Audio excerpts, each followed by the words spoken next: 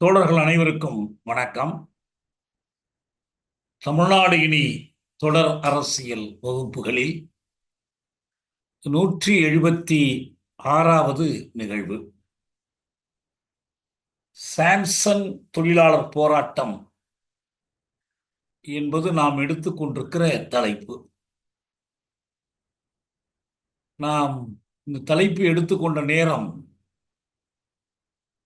அந்த போராட்டம் ஒரு முடிவுக்கு வந்துவிட்டது. குறைந்தது இப்போதைக்கு வந்துவிட்டது.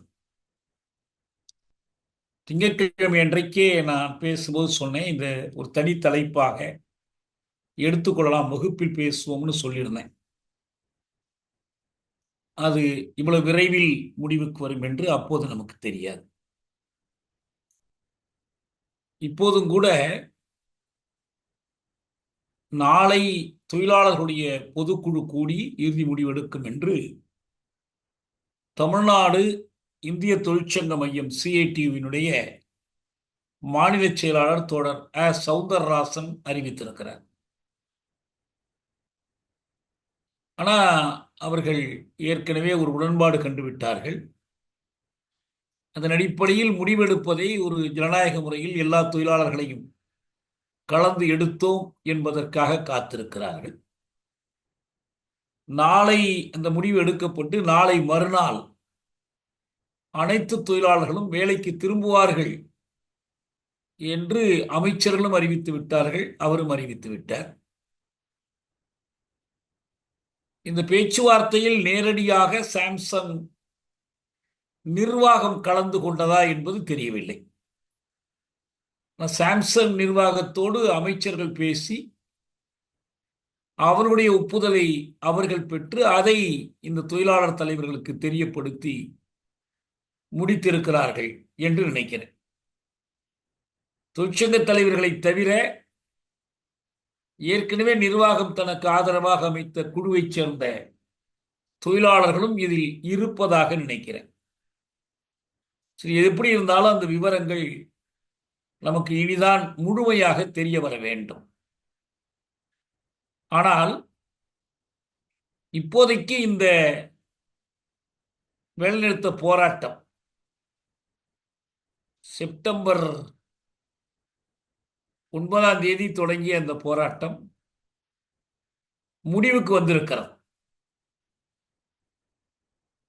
இது முடிவுக்கு வந்திருப்பது என்பது மகிழ்ச்சியா அல்லது ஏமாற்றமா என்பதற்கு இரண்டு விதமாகவும் விடையளிக்க வேண்டி இருக்கிறது. ஒன்று, இந்த தொழிலாளர்கள் மீது அக்கறை கொண்ட நம்முடைய நண்பர்கள் சிலரே கூட இந்த போராட்டம் தீவிரமடைந்து சாம்சங் தொழிற்சாலை மூடப்படுகிற நிலை வரும், 1000க்கு மேற்பட்ட தொழிலாளர் குடும்பங்கள் இந்த நெருக்கடியான சூழலில் வேலை இழந்து தவிக்க நேரிடும் என்று அச்சம் தெரிவித்திருந்தார்கள் இத்தொழிலாளர்கள் தரப்பில். இன்னும் சிலர் தொழிலாளர்களை பற்றிய கவலை இல்லாவிட்டாலும் இந்த நிறுவனம் மூடப்பட்டுவிடும், இங்கிருந்து அவர்கள் இந்த முதலீட்டை குஜராத்துக்கோ அல்லது உத்தரப்பிரதேசத்திற்கோ கொண்டு சென்று விடுவார்கள், தமிழ்நாட்டுக்கு ஒரு முக்கியமான தொழிற்சாலை இழக்கப்பட்டதாகிவிடும், இன்னும் இங்கு வரக்கூடிய பன்னாட்டு முதலீடு செய்வதற்கு தயங்குவார்கள் என்று அச்சம் தெரிவித்திருந்தார்கள். தொழிலாளர்களுக்காக அச்சம் தெரிவித்திருந்தாலும் சரி, அல்லது வேறொரு இடத்திற்கு இந்த தொழிற்சாலை போய்விடும், தமிழ்நாட்டுக்கு இந்த முதலீடு இழப்பாகிவிடும், அல்லது வேறு பன்னாட்டு குழுமங்கள் இங்கே முதலீடு செய்ய வராமல் போய்விடுவார்கள் என்ற கோணத்தில் கவலையுற்றவர்களாக இருந்தாலும் சரி, அவர்களுக்கு அந்த கவலையும் அச்சமும் தீர்ந்தது. அந்த வகையில் அவர்களுக்கு நிம்மதி. தொழிலாளர்களுக்கு எவ்வித பாதிப்பும் இல்லாமலும் கூடுதலாக அவருடைய கோரிக்கைகள் அவர்களுடைய கூலி உயர்வு தொடர்பான, பணி நிலைமைகள் தொடர்பான, வேலை சுமை தொடர்பான கோரிக்கைகள்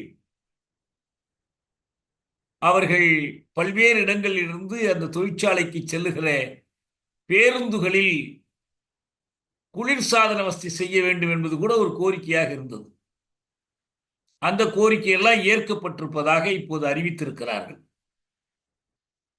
ஒப்பந்தம் என்று எதுவும் கையெழுத்தாகவில்லை என்றாலும் அதெல்லாம் ஏற்கப்பட்டிருக்கின்றன.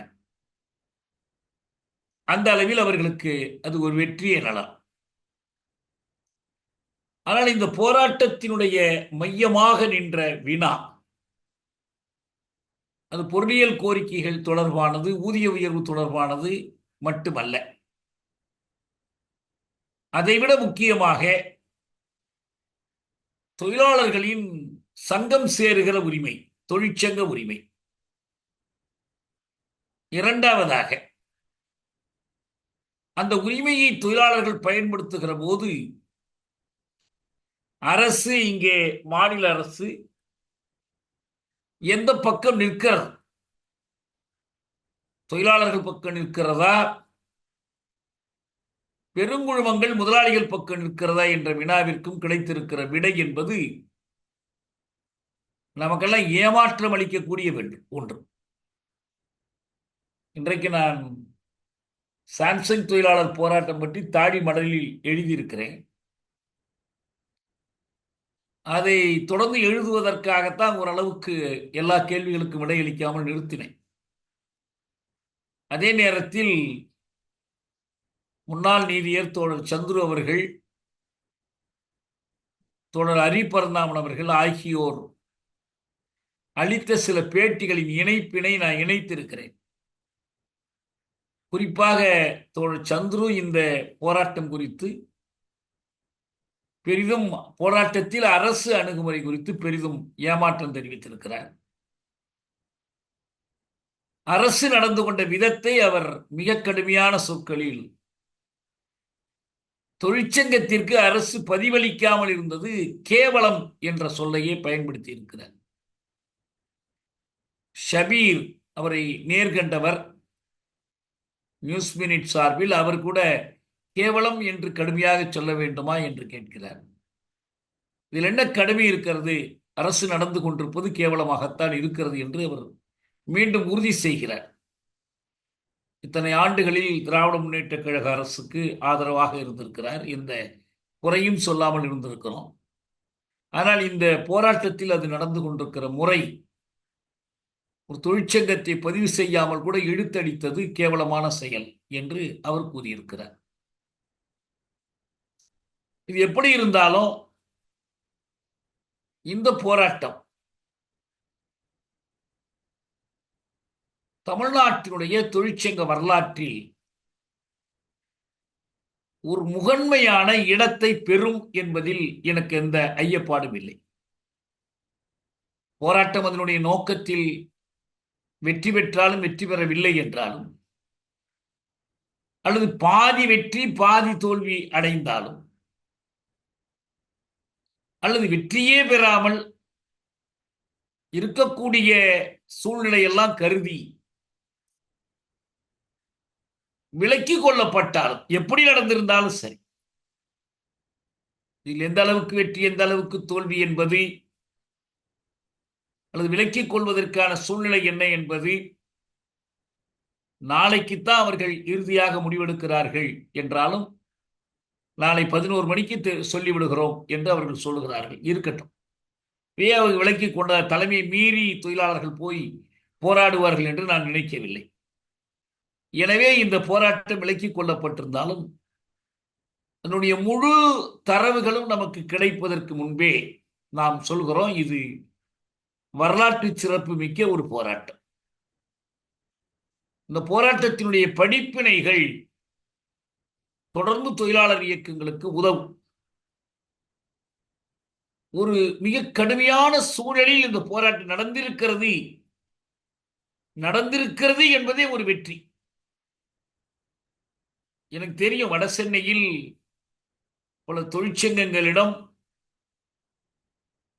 உங்கள் உரிமைகளுக்காக போராடுவதற்கு எங்களை தலைவராக தேர்ந்தெடுங்கள் என்று சொல்வதை காட்டிலும் போராட்டமெல்லாம் வந்துவிடாமல் நல்ல முறையிலே பேச்சு நடத்தி உங்கள் பிரச்சனைகளுக்கு தீர்வு காண்பதற்கு எங்களை தேர்ந்தெடுங்கள் என்று சொல்லி வாக்கு கேட்கிற மூத்த தலைவர்கள் இருக்கிறார்கள், தொழிற்சங்க தலைவர்கள் இருக்கிறார்கள். தொழிற்சங்கங்களாக நாம் ஒன்று திரண்டு உறுதியாக போராடுவோம், உங்கள் போராட்டங்களை உறுதியாக நடத்துவோம் என்று சொல்லி யாரும் போய் தொழிலாளர்களிடம் வாக்கு கேட்கக்கூடிய நிலை இன்றைக்கு இல்லை. ஏனென்றால் தொழிலாளர்களின் தலைக்கு மேல் வேலை போய்விடும் என்ற கத்தியை இன்றைய புது தாராளிய பொருளியல் சூழல் தொங்க விட்டிருக்கிறது. இன்னொரு பக்கம் இந்த பொருளியல் சூழலில் பன்னாட்டு பெருங்குழுமங்களுக்கு ஆதரவாக இருக்கக்கூடிய இந்திய அரசின் கொள்கைகள், தொழிற்சங்க உரிமை, தொழிலாளர்களின் போராடுகிற உரிமை எல்லாம் இன்றைக்கும் ஏட்டளவில் இருக்கின்றன, அரசமைப்பு சட்டத்தினுடைய ஏட்டளவில் இருக்கின்றன. ஆனால் ஒரு தொழிற்சங்கம் அமைப்பதோ அந்த தொழிற்சங்கத்தை தொடர்ந்து இயக்குவதோ அந்த தொழிற்சங்கத்தின் சார்பில் நிர்வாகத்திடம் அரசிடம் கோரிக்கைகளை முன்னெடுத்து செல்வதோ அவ்வளவு எளிதல்ல, அது மிகவும் கடினம். தொழிற்சங்கங்கள் தொடர்பான சில சட்ட தொகுப்புகளை இந்திய அரசு இயற்றி இருக்கிறது. இதற்கு எதிராக அண்மையில் மைய தொழிற்சங்கங்கள் தில்லியில் பேரணி நடத்தினார்கள், போராட்டம் நடத்தினார்கள். ஆனால் அரசு அந்த தொழிற்சங்க கொள்கை, தொழிற்சங்கங்களை ஒடுக்குகிற கொள்கை, தொழிற்சங்க உரிமைகளை ஏட்டளவில் மட்டும் இருத்தி வைத்துக் கொண்டு நடைமுறையில் மறுக்கிற கொள்கையை மாற்றிக்கொள்ளவில்லை. அது இந்த போராட்டத்தில் பார்த்தால் இந்திய அரசினுடைய அந்த பன்னாட்டு குழுமங்களுக்கு ஆதரவான கொள்கையை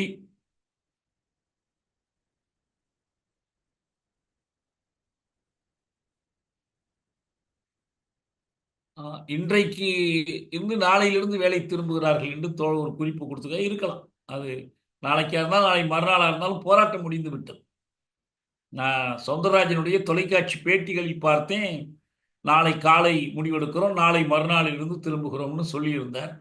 ஒருவேளை நாளைக்கே திரும்பினாலும் திரும்பலாம், அது ஒரு பெரிய வேறுபாடு ஒன்றுமில்லை, முடிவு எடுத்து விட்டார்கள், அதுதான் முக்கியம். ஆகவே இந்த சூழல் கடுமையான ஒரு சூழல் ஒரு நேரம் இருந்தது. இன்றைக்கு ஒரு தொழிற்சாலை, நாளைக்கு ஒரு தொழிற்சாலை, இங்கே ஒரு வேலை நிறுத்தம், அங்கே ஒரு போராட்டம் நடந்து கொண்டே இருக்கும், மாறி மாறி வரும், பேச்சு நடத்தும். இது மாதிரி நிறைய சென்னை நகரம் போராட்ட களங்களாக இருந்த காலம்லாம் இருந்துச்சு. ஏன்னா இன்னைக்கு அப்படி இல்லை. போராட்டம் என்பது ஒரு அருஞ்செய்தியாகிவிட்டது, அரிதிலும் அரிதான செய்தி. அப்படி ஒரு சூழலில் இந்த போராட்டம் நடந்திருப்பது என்பதே தொழிலாளர்கள் மகிழத்தக்க, பெருமை கொள்ளத்தக்க ஒரு செய்தி. சாம்சங் இந்த போராட்டத்தை நடத்திய அந்த சாம்சங் தொழிலாளர்களுக்கும் அவர்களுக்கு தலைமையேற்றவர்களுக்கும் அவர்களுக்கு வழிகாட்டியவர்களுக்கும் நம்முடைய வாழ்த்து. அதை நாம் தயக்கம் இல்லாமல் அதை சொல்லுகிறோம். அவங்க முடிவுகளில் எல்லாவற்றிலும் உடன்பாடு இருக்கலாம், உடன்பாடு இல்லாமல் போகலாம். சிறை போராட்டங்களில் எங்களுக்கு ஒரு அனுபவம் உண்டு. கடுமையாக 10 நாள் 15 நாள் பட்டினி போராட்டம், வேலை நிறுத்தம், ஒரு 4 சுவர் சூழ்ந்த ஒரு இடத்தில் அடக்குமுறைகள், மிரட்டல்கள், ஆசை காட்டுதல் எல்லாவற்றையும் மீறி நின்று நடத்தும். எல்லா கோரிக்கைகளையும் அடைந்து விட்டோம் என்று ஒரு போராட்டத்திலும் சொல்ல முடியாது. ஏதோ ஒரு சிலவற்றை அடையலாம், ஒரு சிலவற்றை அடையாமல் போகலாம். ஆனால் இவ்வளவு கடினமான ஒரு நெருக்கடியில் நாம் போராடியதையே வெற்றியாக கருத வேண்டும் என்று தோழர்களுக்கு அப்போதெல்லாம் நாங்கள் சொல்வதுண்டு. போராட்டத்தினுடைய விளைவு கருதாமல் போராட்டத்தையே வெற்றியாக பார்க்கிற ஒரு பார்வை.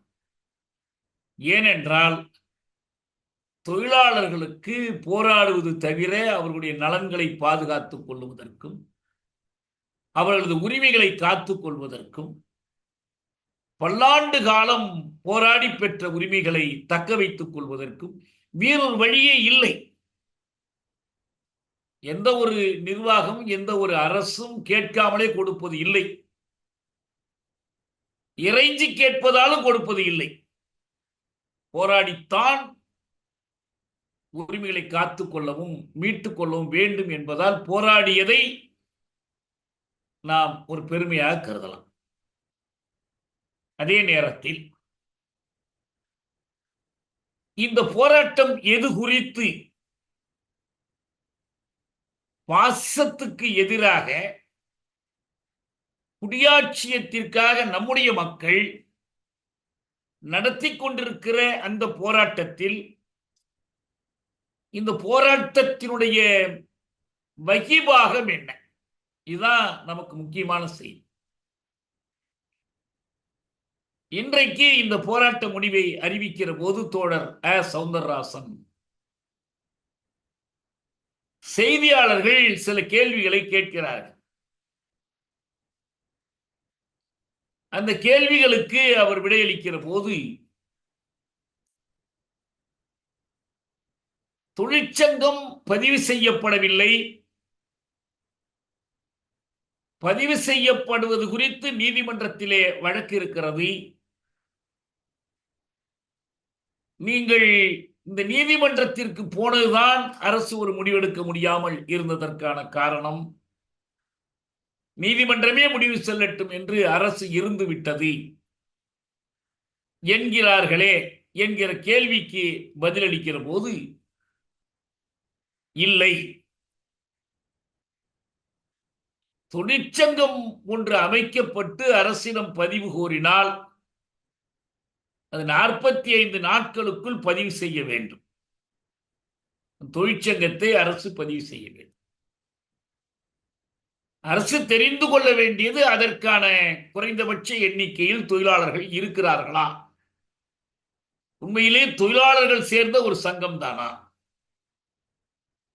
என்றால் பதிவு செய்துவிட வேண்டும். அல்லது இது உண்மையான தொழிற்சங்கம் போல தெரியவில்லை, இதுல தொழிலாளர்கள் இல்லை, வெளியார்கள் கூடி ஒரு பெயரை சொல்லிக் கொண்டு வருகிறீர்கள் என்று அரசு நினைத்தால் மறுத்துவிடலாம். உங்களுக்கு நாங்கள் ரிஜிஸ்ட்ரேஷன் தரமாட்டோம் என்று சொல்லிவிடலாம். தமிழக அரசினுடைய தொழிலாளர் நலத்துறை அந்த நாட்களுக்குள் எந்த விடையும் சொல்லவில்லை, பதிவும் தரவில்லை, பதிவு மறுக்கவும் இல்லை. அவர்களுக்கு வழிகாட்டி RN ரவி தான். இந்த ஒரு செய்தியில், இந்த ஒரு சிக்கலில் தமிழக அரசுக்கும் தமிழக அரசினுடைய தொழிலாளர் நலத்துறைக்கும் ஸ்டாலின் வழிகாட்டவில்லை, ஆளுநர் RN ரவி தான் வழிகாட்டுகிறார். அவர் தான் என்ன செய்வார்? அவரிடம் ஒரு கோப்பு சென்றால் அது சிறை கைதிகள் விடுப்பு தொடர்பாக இருக்கலாம், நீட்டு தொடர்பாக இருக்கலாம், பல்கலைக்கழக நியமனங்கள் தொடர்பாக இருக்கலாம். அந்த கோப்பை கீழே போட்டு ஏறி உட்கார்ந்து கொள்வார். பதிலும் சொல்ல மாட்டார், உண்டுன்னு சொல்ல மாட்டார், இல்லைன்னு சொல்ல மாட்டார், மறுக்கவும் மாட்டார், ஏற்கவும் மாட்டார், மேலே அனுப்பவும் மாட்டார். இதான் ரவி வழி. ரவி வழியில் தமிழக அரசு செயல்பட்டது, தமிழக அரசினுடைய தொழிலாளர் நலத்துறை செயல்பட்டது. 86 நாள் பொறுத்திருந்து பார்த்தார்கள், எந்த விடையுமே இல்லை. 86வது நாள் தான் நீதிமன்றத்திற்கு சென்றார்கள். அதுவும் எதை கோரி என்றால், இந்த கோரிக்கைகளுக்காகவெல்லாம் அல்ல, தொழிற்சங்கத்தை பதிவு செய்ய வேண்டும் என்பதுதான் 86வது நாளில் போட்ட வழக்கு.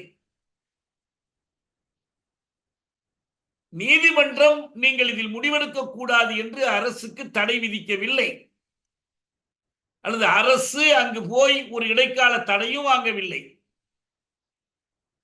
நீதிமன்றத்தில் வழக்கு இருப்பதால் தொழிற்சங்கத்தை பதிவு செய்வதற்கு அரசுக்கு எந்த தடையும் இல்லை. 40 நாட்களுக்குள் செய்ய வேண்டிய ஒன்றை 86 நாளாகி எதுவும் செய்யாமல் அரசு தூங்கியது. அதுதான் நீதிமன்றத்திற்கு போன வழக்கு. அதற்கும் இதற்கும் தொடர்பில்லை. இது ஒன்று. இதை தோழர் சவுந்தரராசன் தெளிவுபடுத்துகிறார். எனவே இப்போதும் பதிவு என்பது அரசு எப்போ வேணாலும் பதியலாம். நீதிமன்ற முடிவுக்காக காத்திருக்க வேண்டியதில்லை. சப்ஜுடிஸ் என்று சாக்கு சொல்ல வேண்டாம். உண்மை என்னவென்றால், இந்த சங்கத்தை, பெரும்பான்மை தொழிலாளர்கள் பங்கு பெற்ற இந்த சங்கத்தை, ஒரு 1800 தொழிலாளர்களில் 1500 பேர் உறுப்பினர்களாக சேர்ந்த ஒரு சங்கத்தை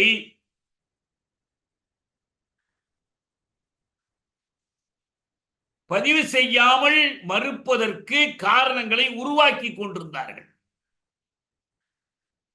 சாம்சங் நிர்வாகத்தின் மூலமாக நிர்வாகம் கொடுத்த அழுத்தத்தை ஏற்று நிர்வாகத்தினுடைய கையாட்களை ஒரு சங்கமாக சேர்த்து இதுதான் உண்மையான சங்கம் என்று காட்டுவதற்கான முயற்சிக்குத்தான் அவர்களுக்கு அத்தனை நாள் தேவைப்பட்டது. ஆனால் அந்த முயற்சி வெற்றி பெறவில்லை. தொழிலாளர்களுடைய ஒற்றுமையை வலிமை மிக்க சாம்சங் நிர்வாகமும் கருணை மிக்க ஸ்டாலின் ஆட்சியும் சேர்ந்து உடைக்க முடியவில்லை. இதுதான் உண்மை. இந்த சவுந்தரராஜன் அவ்வளவு கடுமையா சொல்ல விரும்பாம இருக்கலாம். ஆனா நாம தெளிவா சொல்லியாகணும். சந்துரு சொல்லி இருப்பது போல் இது கேவலமான செயல். பதிவு கூட கொடுக்க மறுத்தால் என்ன அர்த்தம்? நீங்க ஒரு நிலத்தை வாங்குறீங்க, விற்கிறீங்க, போய் பதிவாளர் அலுவலகத்தில் பதியலாம். திருமணம் செய்து கொண்டவர்கள் திருமணத்தை போய் பதியலாம். அதே போலத்தான் இது. தொழிற்சங்கத்தை பதிவதனுடைய பொருள் வேற ஒன்றும் கிடையாது. ஒரு சங்கம் சேர்த்தாச்சு. இந்த சங்கம் சேர்க்கிற உரிமை அரசமைப்பு சட்ட உரிமை. அரசமைப்பு சட்டத்தினுடைய 19(3) சங்கம் சேருகிற உரிமையை சொல்லுகிறது.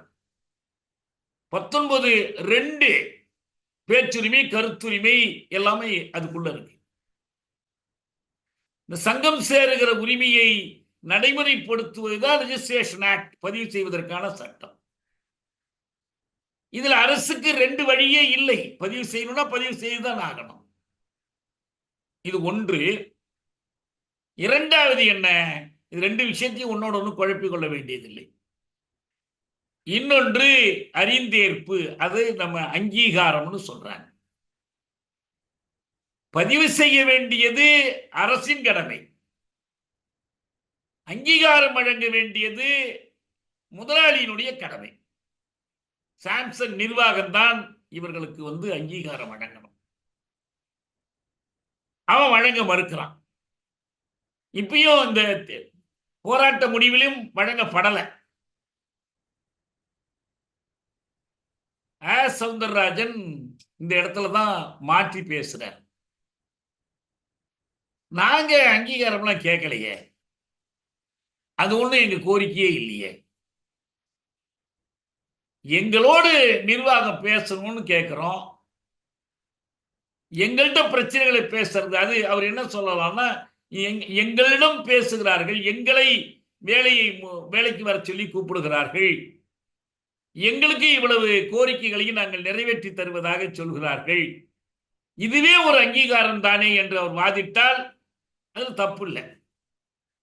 ஆனால் அங்கீகாரமே எங்க கோரிக்கையே கிடையாது. அது காலப்போக்கில் தானே நடக்கும். இது எதற்கு? வழிக்கு விழுந்தாலும் மீசையில மண் ஓட்டலங்கிறதுக்கா? இந்த வகையில் அங்கீகார கோரிக்கை என்ற வகையில் பதிவே செய்யாத தமிழக அரசு அங்கீகாரத்தை எப்படி வலியுறுத்தும்? இல்ல. இவ்வளவு நீண்ட போராட்டத்திற்கு பிறகு, இந்த போராட்டத்திற்காக தொழிலாளர்கள் ஏற்றுக்கொண்ட ஈகங்கள், அந்த அடக்குமுறைகள் இத்தனைக்கு பிறகு அங்கீகார கோரிக்கை வெற்றி பெறவில்லை. ஏன்னா இது அவ்வளவு சாதாரண விஷயம் அல்ல. தமிழக அரசு என்பது இந்த தமிழ்நாட்டுக்கு தான் அரசாங்கம். சாம்சங் நிறுவனம் பன்னாட்டு குழுமம். ஒரு multinational corporation. South East Asian நாடுகள்ல ஏசியன் டைகர்ஸ் என்று ரொம்ப பொருளியல் வலிமை புரிந்திய 4 புலிகளில் அது ஒரு புலி, தென்கொரிய புலி. ஹாங்காங், தைவான், சிங்கப்பூர், தென்கொரியா. இவர்கள் உலகளாவிய வணிகத்தை கொண்டும் உலகளாவிய சந்தைக்கு பொருட்களை தயாரித்து அனுப்புவதை கொண்டும் பொருட்களை ஏற்றுமதி செய்வது மட்டுமல்ல, தொழில்நுட்ப ஏற்றுமதி, முதலீட்டு ஏற்றுமதி, இந்த பல வழிகளிலும் இவர்கள் ஆசிய புலிகள்.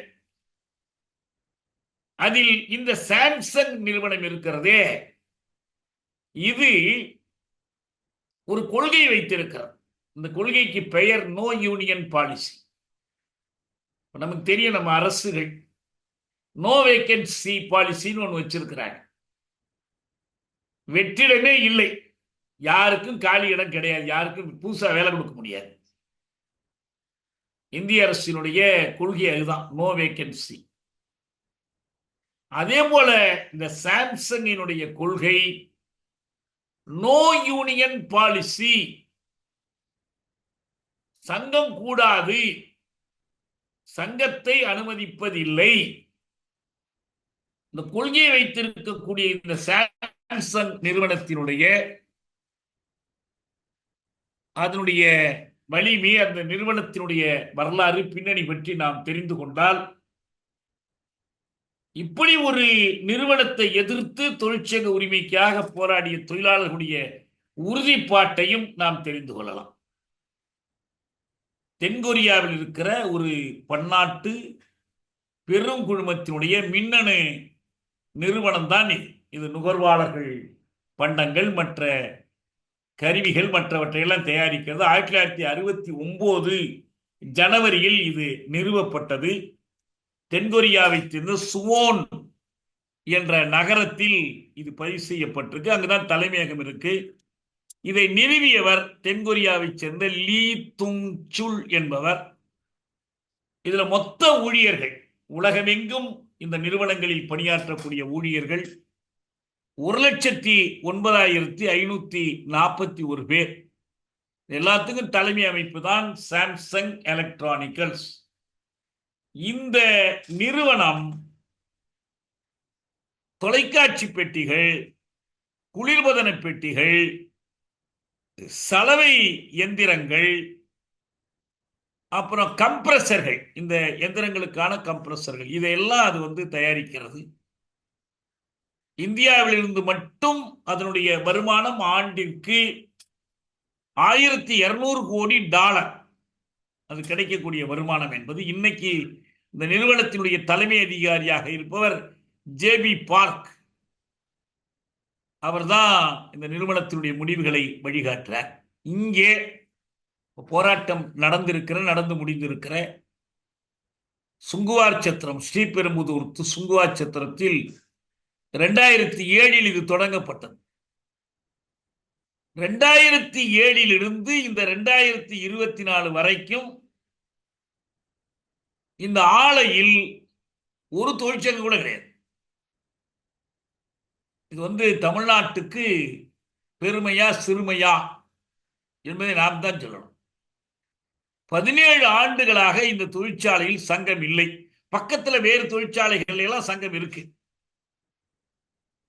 இதே போல இன்னொரு சாம்சங் தொழிற்சாலை உத்தரப்பிரதேசத்துல நோய்டாவில் இருக்கு. இந்த தொழிற்சாலையில், நம்முடைய ஸ்ரீபெரும்புதூர் தொழிற்சாலையில இந்தியாவில் கிடைக்கக்கூடிய இந்த $12 பில்லியன் வருவாயில், அதாவது 1200 கோடி ஆண்டு வருவாயில் 20 முதல் 30 விழுக்காடு இங்கிருந்து கிடைக்கிறது. ஒரு மிக முக்கியமான வளர்ச்சிக்குரிய சந்தையாக இந்தியாவை இந்த குழுமம் கருதுகிறது. இந்த ஒரு தொழிற்சாலையில் 1800 தொழிலாளர்கள் வேலை செய்கிறாங்க. இங்க ரெஃப்ரிஜிரேட்டர், சலவை எந்திரங்கள், தொலைக்காட்சி இதெல்லாம் உற்பத்தி பண்றாங்க. நொய்டாவில் இந்த கைபேசி செல்பேசி உற்பத்தி நடக்கிறது.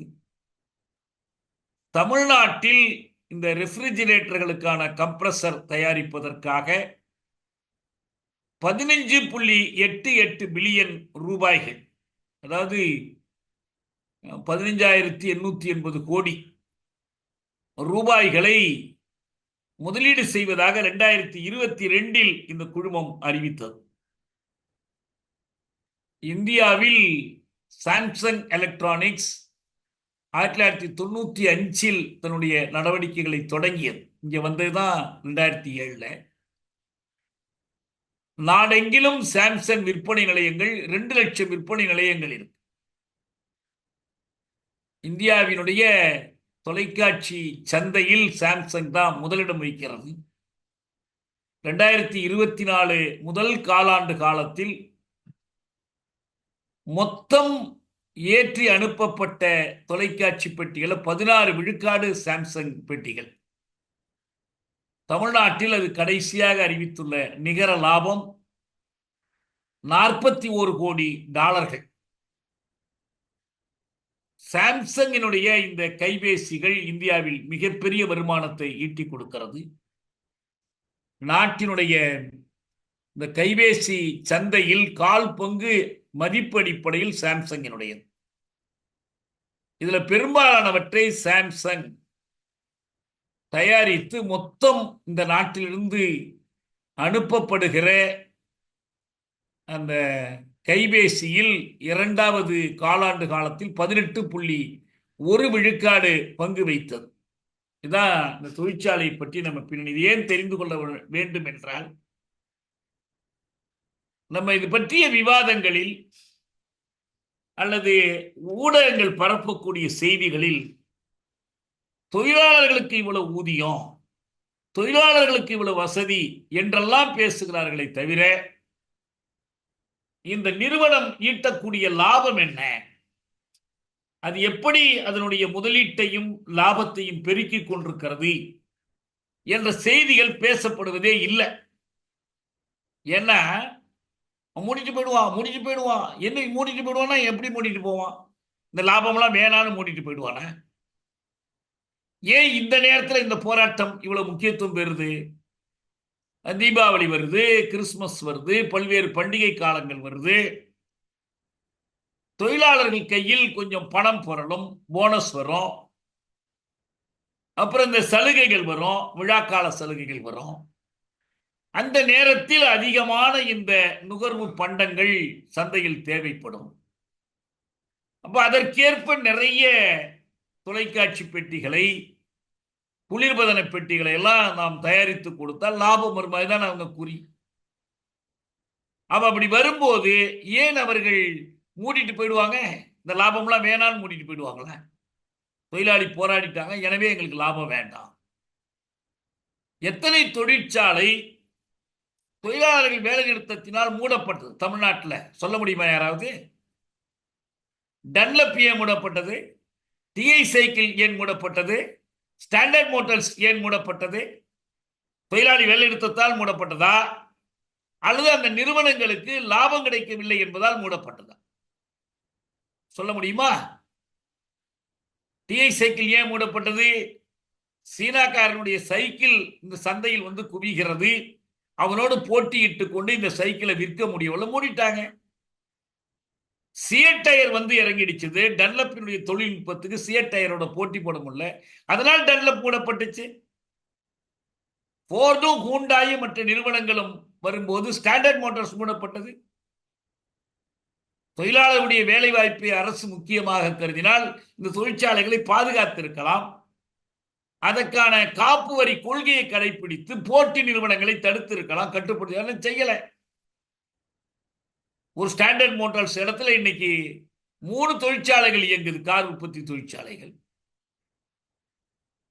ஃபோர்டு போராட்டத்தினால தான் மூடிட்டு போனாங்களா? இப்ப கடைசியா இதே பகுதியில் நோக்கியா இயங்கியது. நோக்கியா பற்றி சினிமா பாட்டில் கூட வந்துச்சு, நோக்கியான்னு வந்துடுச்சு. அவ்வளவு தமிழ்நாட்டில் பிரபலமான பேராயிடுச்சு. இந்த இவ்வளவு முதலீடு லட்சம் கோடிகளை கொண்டு வந்து குவிக்கிறீர்களே, இதனால் எந்த அளவுக்கு வேலை வாய்ப்பு உருவாகி இருக்கிறது என்று முதல்வராக இருந்தபோது கலைஞர் கருணாநிதியிடம் கேட்டபோது அவர் சொன்ன பதில், நீங்கள் பாருங்கள் தெருவெல்லாம் நோக்கியா பஸ் போகுதுன்னு சொன்னார். நோக்கியா தொழிலாளர்களை ஏற்றிக்கொண்டு பஸ் போகுது, அப்ப இவ்வளவு பேருக்கு வேலை கிடைச்சிருக்கேன்னு சொன்னார். நோக்கியாவில் சிஐடியு போராடியதா, ஏஐடிசி போராடியதா? எந்த போராட்டத்தினால் நோக்கியா மூடப்பட்டது? அவனுக்கு யாரோட பிரச்சனை? தொழிலாளர்களோட பிரச்சனையே இல்லை. பிரச்சனை இருந்திருக்கணும், இல்ல. அந்த சங்கம் சேருகிற வலிமை தொழிலாளர்களுக்கு அங்க இல்ல. அரசு அந்த தொழிலாளர்களுக்கு ஆதரவா இல்ல. ஆனால் நோக்கியாவுக்கும் அரசுக்கும் பிரச்சனை. அரசு போடுகிற வரியை எதுக்குறாங்க அவங்க. அது குறைந்த வரிதான். அவனுக்கு மலிவான விலைக்கு நிலம் கிடைச்சு, தண்ணீர் கொடுத்து, மின்சாரம் கொடுத்து, எல்லா வசதிகளும் செய்து கொடுத்த பிறகும் நாங்கள் முதலீடு செய்திருக்கிற ஒரு 650 கோடியை அரசு எங்களுக்கு தரணும், ரீஎம்பர்ஸ் பண்ணணும். தொழிலாளி தனக்கு உடல்நலம் இல்லை என்று மருத்துவ செலவு செய்து கொண்டால் இந்த செலவை நிறுவனத்திடம் போய் கேட்பது போல நோக்கியா நான் போட்ட முதலீட்டை அரசு எனக்கு கொடுக்கணும்னு கேட்டான். கொடுக்கலன்னா உடனே மூடிட்டு போயிட்டான். யார்கிட்டையும் சொல்லிட்டு எல்லாம் போகல, யார் அனுமதியும் பெற்றுக்கொண்டெல்லாம் போகல. ஒரு நோக்கியா போனதுக்கு தொழிலாளி தான் காரணமா? ரொம்ப அபத்தம் இது. தொழிலாளி போராடினால் மூடிவிட்டு போயிடுவான். அவனுக்கு லாபம் இல்லைன்னா மூடிட்டு போயிடுவான். அவன் பொருளுக்கு சந்தை கிடைக்கலன்னா மூடிட்டு போயிடுவான். தொழிலாளர்கள் எவ்வளவு போராடினாலும் அவன் லாபம் இல்லாமல் செஞ்சிருவாங்களா? முதலாளிக்கு லாபமே இல்லாமல் தொழிலாளி கொடுத்துருவாங்களா? எங்கேயாவது கொடுத்துருக்காங்களா? இல்லையே. இன்னும் ஆதாரமே இல்லாத வாதம். ரொம்ப வருந்தத்தக்க, வெட்கப்படத்தக்க செய்தி என்னவென்றால் இந்த வாதத்தை பிஜேபியோடு சேர்ந்து திமுக தோழர்களும் வைத்தார்கள். என்னங்க நீங்க தொழிற்சங்க உரிமை எல்லாம் பேசுறீங்க? அந்த காலமா பிஎம்சி தொழிலாளி, மதுரா கோட்ஸ் தொழிலாளி என்று பேசுவதற்கு இது வேற காலங்க. இது என்ன தொழில்? இது நவீன தொழில்நுட்பங்களை கொண்டு நடத்தப்படுற தொழில். இதுல எல்லாம் போய் தொழிற்சங்கமாவது என்ன? சவுந்தரராஜனுக்கெல்லாம் தெரியாதுன்னா இதுல எல்லாம் போய் தொழிற்சங்கமாவது என்று கேட்ட அந்த தோழர்கள் வங்காளத்தில் இதே வாதத்தை அவங்க முதலமைச்சர் புத்ததேவ பட்டாச்சாரியா வச்சார். நான் அவருக்கு மறுத்து கூட எழுதுறேன் அந்த நேரத்தில். ஐயோ, இந்த ஐடி இண்டஸ்ட்ரியெல்லாம் யாரும் போராடிங்க, எலக்ட்ரானிக்ஸ் இதெல்லாம் நவீன தொழில்கள், கஷ்டப்பட்டு நம்ம முதலீட்டை கொண்டு வர்றோம். இன்னைக்கு இந்த போராட்டம் முடிஞ்சதா அறிவிக்கிற கூட்டத்தில் வேலு அமைச்சர் அவர் சொல்றாரு, 200 கோடி எல்லாம் முதலீடு பண்ண முடியுமா நம்மளால? ஏங்க, ஜெகத் ரட்சகனை கேளுங்களேன், அவருடைய மருத்துவக் கல்லூரிகள் எவ்வளவு முதலீடு பண்ணியிருக்காருன்னு கேட்டு பாருங்களேன். அவருக்கு ஈடி அபராதமே 900 கோடி ரூபாய் அபராதம் விதிக்குது. நீங்க 200 கோடி எல்லாம் தமிழ்நாட்டில் யாராவது முதலீடு செய்ய முடியுமா? தமிழக அரசு வச்சிருக்குதே, Tamil Nadu electronic corporation, Tamil Nadu industrial development corporation, Tamil Nadu investment, எத்தனை கார்பரேஷன் வச்சிருக்கிறீங்க? அவங்க எடுத்து நடத்துங்களா அந்த தொழிலை? அவன் மூடிட்டு போற தொழிற்சாலைய? என்ன கஷ்டம்? இது என்ன வாதம்? அவங்கள விட்டா யாருமே நடத்த முடியாதா? இல்ல அது என்ன அதிசயமான கிடைக்காத தொழில்நுட்பமா? நம்ம தொழிலாளி தானங்க வேலை செய்யலாம். தமிழ்நாட்டில் பெரும்பாலும் தமிழ் தொழிலாளி தான், தமிழ் பொறியாளர் தான் அங்க போய் தயார் பண்றான். அவனுக்கு அதே தொழில்நுட்பத்தை அவன் கொடுக்கிற கூலிக்கு பதில் நீங்க கொடுத்த கூலியில செய்ய போறான். என்ன மாதிரி போச்சு நிலைமை? அபத்தமா இருக்கு. இத பிஜேபி சொல்றான். கடந்த காலத்துல காங்கிரஸ் சொன்னாங்க இந்த வாதத்தை. இப்ப டிஎம்கே பேச ஆரம்பிச்சிருக்கு. உங்களுக்கு என்ன கஷ்டம்? ஆக இங்க முக்கியமா நாம கவனிக்க வேண்டிய செய்தி என்னன்னா, இது பொருளியல் கோரிக்கைகள் பற்றிய கேள்வி மட்டுமல்ல. இது கூலி உயர்வு கேட்கிறாங்க, அதுக்கான நியாயங்கள் அவங்க சொல்றாங்க, பணி நிலைமைகள் கேட்கிறாங்க. ஏன்னா மார்க்ஸ் ஒரு கட்டத்தில் இந்த எந்திர பொறிகளுடைய வளர்ச்சி பற்றி சொன்னார். இந்த எந்திர பொறிகள் என்ன பண்ணுதுன்னா,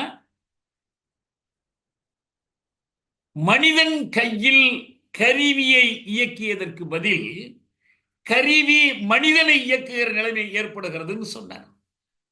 அதுதான் இங்க நடக்குது. இந்த சாம்சங் தொழிற்சாலையில் நடக்கிறது என்னன்னா, எந்திரம் இயங்கிக் கொண்டே இருக்குது. அது ஒரு நிமிடம் கூட நிறுத்த முடியாது.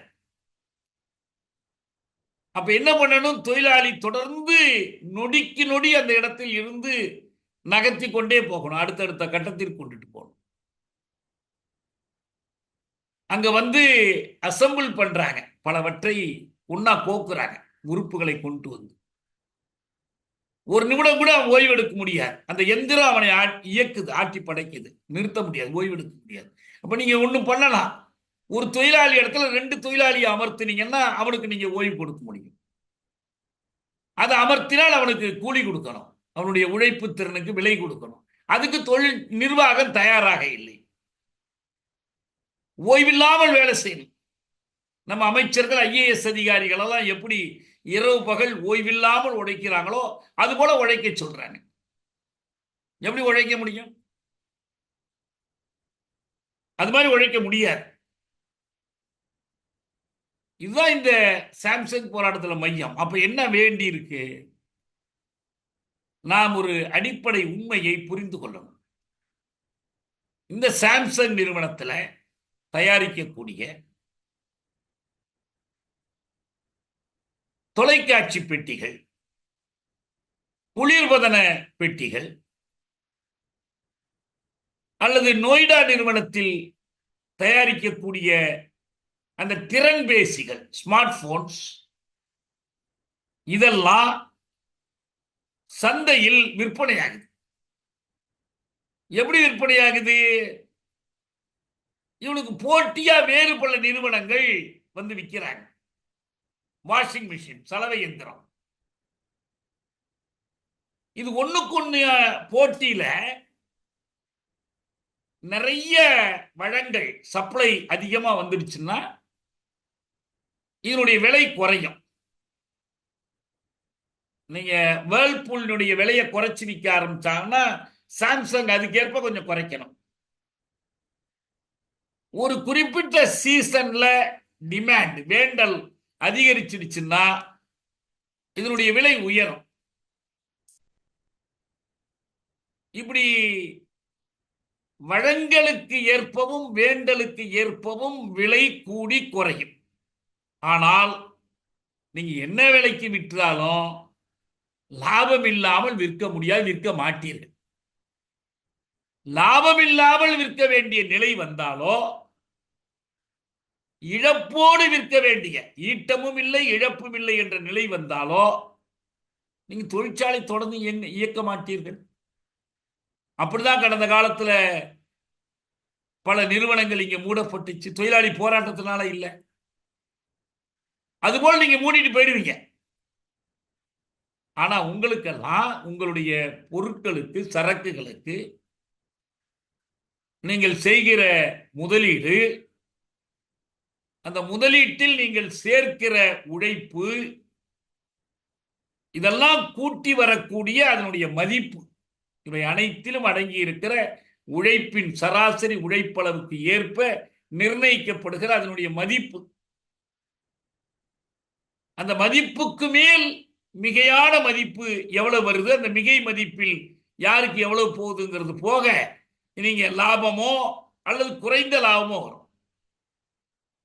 பொதுவாக நஷ்டம் அல்லது இழப்பு வராது. நீடித்து வந்தால் நீங்க தொடர்ந்து இயங்க மாட்டீங்க. சூப்பர் ப்ராஃபிட்டா, நார்மல் ப்ராஃபிட்டா, இயல்பான லாபமா அல்லது மிகை லாபமா, இதுல தான் வேறுபாடு இருக்கு. அதனால இது மேல கீழே போகும். அந்த மதிப்புக்கு மேல விலை என்பது எவ்வளவு கூடுதல், மதிப்பு தான் உள்ளடக்கமா இருக்கும், அதுக்குள்ள நடுப்பர் இருக்கும். அதுக்கு மேல கூடதோ குறைச்சோ போகும். ஆனா ஒண்ணே ஒண்ணு, நீங்க விற்கக்கூடிய இந்த சரக்குகளைப் போலத்தான் உழைப்பாளி தன்னுடைய இரத்தத்திலும் சதையிலும் மனத்திறன்களிலும் அடக்கி வைத்திருக்கிற ஒரு சரக்கை உழைப்பு சந்தையில் விற்கிறான். உழைப்பு திறன் என்பது உழைப்பாக பெயர்க்கப்படுது தொழிற்சாலையில். ஆனா இந்த உழைப்பு திறன் அதனுடைய விலை எவ்வாறு தீர்மானிக்கப்படுதுன்னா அந்த உழைப்பு திறனுடைய மதிப்பை பொறுத்து தீர்மானிக்கும். ஆனா ஒருபோதும் அது என்னவா வர்றதில்லைன்னா அதனுடைய மதிப்புக்கு மேல கீழே இருக்குது. ஆனால் ஒருபோதும் அது மதிப்புக்கு மேல் போறதில்லை, மதிப்புக்கு கீழே கொஞ்சம் போதா கீழே போதா அவனுடைய உருவாக்குகிற மிகை மதிப்பில் அவன் பெறுகிற பங்கை பொறுத்து வேறுபடும். இந்த உழைப்பு திறன் அதற்கான சந்தையில் உன்னால் விலை கொடுத்து வாங்கப்படும். அப்ப அடுத்த ஒரு சிக்கல் இருக்கு. என்ன சிக்கல்? இந்த உழைப்பு திறனை என்ன விலைக்கு தொழிலாளி விற்பது? இந்த சாம்சங் தொழிற்சாலையில ஒரு தொழிலாளி ரவின்னு ஒருத்தர் வேலை செய்யறார். இந்த ரவி எனக்கு இந்த வேலை நேரம் கூடுதலா இருக்கு, எனக்கு நீங்க கொடுக்கிற சம்பளம் பத்தல என்று கருதினால், நீங்க நாட்டில் விலை உயர்ந்து விட்டது, என்னுடைய குழந்தைகளை பள்ளிக்கூடத்தில் சேர்க்க போனால் பள்ளி கட்டணம் உயர்ந்து விட்டது, நான் இந்த தொழிற்சாலைக்கு வருவதற்காக நான் என்னென்ன வசதிகளை பயன்படுத்தி வரணுமோ அதுக்கெல்லாம் கட்டணம் உயர்ந்து விட்டது, எனவே என்னுடைய உழைப்பு திறனுக்கு கொஞ்சம் விலையை கூடுதலா கொடுங்க என்று போய் யாரிடம் பேசுவார்? பேசினால் யார் மதிப்பார்? சங்கம் வச்சா போயிடுங்கிறவங்க வழக்கறிஞர்கள் சங்கம் வைத்திருக்கிறார்கள், மாணவர்கள் சங்கம் இருக்கு, ஆசிரியர்கள் சங்கம் இருக்கு, முன்னாள் மாணவர்கள் சங்கம் இருக்கு, ஓய்வூதியம் பெறுகிற பென்ஷனர்ஸ் சங்கம் இருக்கு, காவல்துறையினர் ஒவ்வொரு துறையிலையும் சங்கம் இருக்கு. சரி, இந்த முதலாளிகள் இருக்காங்கல்ல, இவங்கெல்லாம் சங்கம் வச்சிருக்காங்களா இல்லையா? Federation of Indian Chambers of Commerce and Industry, FICCI, யார் சங்கம் இது? இவங்கெல்லாம் இருக்காங்கல்ல. அப்ப முதலாளி சங்கம் வச்சுக்கிறதுக்கு உரிமை கேட்கிறீங்க, உரிமை வேணும். ஏன்னா அரசமைப்பு சட்டத்தினுடைய 19(3) படி முதலாளிகள் சங்கம் வைத்துக் கொள்ளலாம், வியாபாரிகள் வணிகர் சங்கங்கள் இருக்கு, எல்லாமே சங்கம் இருக்குங்க. நீங்க சென்னையில் அடிக்கடி பார்க்கலாம், தரகர்கள் சங்கம்னு போஸ்ட் போடுவாங்க. இந்த நிலத்தரகர்கள், ரியல் எஸ்டேட் ஏஜென்ட்ஸ், அவங்க சங்கம் வச்சிருக்கிறாங்க. வீட்டுக்கு வாடகை பிடித்து கொடுப்பவர்களுடைய சங்கம் இருக்கு. ஏன் எதையுமே தனியா போய் சாதிக்க முடியாது, சங்கமா தான் சாதிக்க முடியும். தமிழ்ல அழகான பொன்மொழி இருக்கு, தங்கம் செய்யாததை சங்கம் செய்யும். இப்ப நம்ம டி நகர்ல பெரிய பெரிய சூப்பர் மார்க்கெட்லாம் வச்சிருக்கிறாங்க, சரவணா ஸ்டோர்ஸ், இன்னும் பல்வேறு தொழில் பெரிய வணிக நிறுவனம், அவங்களுக்குள்ள சங்கம் இல்லாமலாம் இருக்காங்க. அவங்க ஒரு சங்கம் வச்சிருக்காங்க. எதுக்கு? அரசியல போய் எங்க வரியை குறைச்சு கொடுங்க, நாங்க லைசன்ஸ் வாங்காம கட்டடத்தை இடிச்சிடாதீங்க, லைசன்ஸ் வாங்காம கட்டின கட்டடத்தை இடிச்சிடாதீங்க, சங்கம் வச்சிருக்காங்கல்ல. தமிழ்நாடு பூரா கல்வி வியாபாரம் பண்றாங்க தனியார் கல்வி நிறுவன முதலாளிகள், அவங்க சங்கம் வச்சிருக்கிறாங்க. கல்வி அதிகாரிகள் எங்களுக்கு தொல்லை கொடுக்குறாங்க, எங்களை காப்பாத்துங்க என்று அரசியல் மனு கொடுப்பது சங்கம் வச்சிருக்கிறாங்க. அரசு அதிகாரிகளுக்கு லஞ்சம் கொடுப்பதற்கே ஒரு சங்கம் வச்சிருக்கிறாங்க. எல்லாரும் சேர்ந்து ஒன்னா போட்டு ஒரு சங்கத்தை, லஞ்சத்தை கொடுத்துருவாங்க தனித்தனியா வாங்காம. இவ்வளவு சங்கங்கள் வைத்திருக்கிற போது டாக்டர்கள் சங்கம், பொதுவா சமூக நீதிக்கான மருத்துவர்கள் டாக்டர்கள் சங்கம் ஒன்று இருக்குது. ஆனா பொதுவாகவே டாக்டர் அசோசியேஷன், நர்சஸ் அசோசியேஷன், நம்ம கூட நோயாளிகள் சங்கம் அமைக்கலாமா நான் யோசிச்சுட்டு இருக்கேன். ஒழுங்கா சிகிச்சை கிடைக்கிறத உறுதிப்படுத்துறது. ஏன் இந்த தொழிலாளிக்கு சங்கம் வைக்கலன்னா யாரு போய் சாம்சங் நிர்வாகத்திட்ட பேசுறது? தொழிலாளர்கள் குடிகாரர்கள் சங்கம் இருக்குது. அது வேடிக்கையா கூட சொல்ல, உண்மையிலேயே ஆல்கஹாலிக் அனானிமஸ்னு சென்னையில இயங்குறாங்க. பெயர் வெளியிடாத குடிபோதைக்கு பலியானவர்கள், அவங்க ஒரு சங்கம் வச்சிருக்கிறாங்க. அவங்களுடைய நலன்களை தெரிந்து கொள்வதற்கு வச்சிருக்கிறாங்க. இவ்வளவு சங்கம் இருக்கு. எல்லாரை விட யாருக்கு சங்கம் முக்கியமா வேணும்னா, தன்னுடைய உடலில் அடங்கிய உழைப்பு திறனை விற்று பிழைக்கிற நிலையில் இருக்கிற தொழிலாளிக்கு சங்கம் வேண்டும். அது என்ன மாதிரி சங்கம்? நீங்க ஒரு மீன் மார்க்கெட்டுக்கு ஞாயிற்றுக்கிழமையில போனீங்கன்னா வரிசையா கூவி விற்பாங்க. இங்க வா, கூறு 10 ரூபா, இது கூறு 20 ரூபா, விரால் மீன் கிலோ இவ்வளவு ரூபா.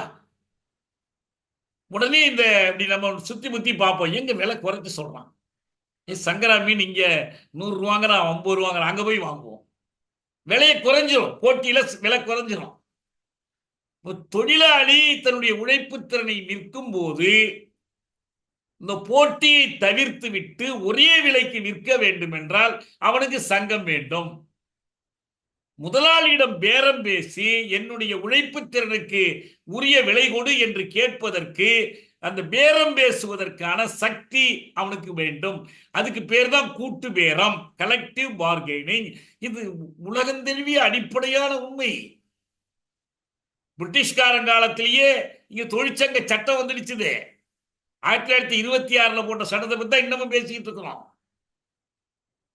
அந்த தொழிற்சங்க சட்டம் வருவதற்கு காரணமாக இருந்த தொழிற்சங்க போராட்டங்கள்ல முக்கியமானது சென்னையில் நடந்த போராட்டங்கள். எப்படி சங்கம் சேருகிற உரிமை இல்லைன்னா? சங்கத்தை பதிவு பண்ணவே மறுக்குதுங்க தமிழக அரசு. எல்லாத்தையும் பதிவு பண்ணீங்க, சங்கத்தை பதிவு பண்ண மாட்டீங்களா? நீதிமன்றத்திற்கு போய்விட்டார்கள். நீதிமன்றத்துக்கு எப்ப போனாங்க? 40வது நாளா போனாங்க. 86 நாள் கழிச்சு போறாங்க. அது வரைக்கும் என்ன செய்து கொண்டிருந்தீர்கள்? ரவி பாடி, ரவியை போலவே நீங்க கோப்பை வாங்கி போட்டு ஏறி உட்கார்ந்துக்கிட்டீங்க. இதுக்கு பேர் தொழிலாளர் நலத்துறை. தொழிலாளர் துறைன்னு ஒரு பக்கம், தொழிற்சாலைகளுக்காக வேண்டி இந்த சிறு குறு நுண் தொழில்களுக்கான அமைச்சர், தொழில்துறை அமைச்சர், இண்டஸ்ட்ரி மினிஸ்டர் ஃபார் இண்டஸ்ட்ரீஸ், அப்புறம் லேபர் வெல்ஃபேர், லேபர் மினிஸ்டர். இந்த 3 பேருக்கும் வெவ்வேறு கொள்கை இருக்கா, வெவ்வேறு அணுகுமுறை இருக்கா? எல்லாரும் சேர்ந்து ஒன்னா அவங்க தொழிற்சங்கத்திலேன்னு சொல்றாங்க, இவர்கள் சாம்சங் அதிகாரிகளை போல் செயல்பட்டார்கள். அந்த நிர்வாகத்தோட ஒரு கைக்கூலிகள் சில பேர் தொழிலாளர்களை இழுத்துக்கிட்டு போய் ஒரு ஒப்பந்தம், மெமோரண்டம் ஆஃப் அண்டர்ஸ்டாண்டிங் போட்டு வெளியிடுறாங்க. நீங்க இந்த மெமோரண்டத்தில் என்ன இருக்கணும்? தொழிலாளர்கள் என்னது கேட்கிறாங்க, நிர்வாகம் இவ்வளவு கொடுக்க தயாரா இருக்குது, இந்த வசதிகளை எல்லாம் செஞ்சு கொடு, இதெல்லாம் இருக்கணும். அந்த மெமோரண்டம் ஆஃப் அண்டர்ஸ்டாண்டிங்ல அவங்க எழுதுறாங்க, இந்த வேலை நிறுத்தம் சட்டவிரோதமானதுன்னு எழுதுறாங்க. என்ன நியாயம்? எப்ப வேலை நிறுத்தம் சட்டவிரோதமானது? நோட்டீஸ் கொடுக்காம கொடுத்திருந்தா சட்டவிரோதமானது.